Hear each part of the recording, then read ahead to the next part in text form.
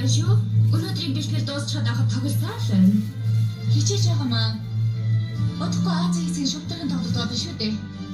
Хооч болоо бэлхэд өрсөлдөн. Үгүй.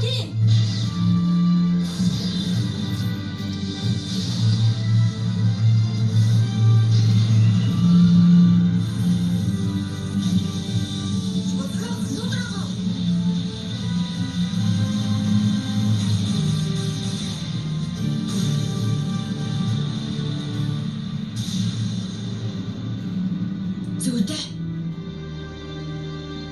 Түнстрийг үнэхээр гайхалтай юм аа. Хөгжихийн дөрөл гэж байхгүй юм. Ийм байхад бид Азийн шүтэрхэн тоглолтод хожно. Хожим гэж байгаа юм уу? Тасгалж болох ч. Хожим гэж юу? Тэгэлгүй яах вэ?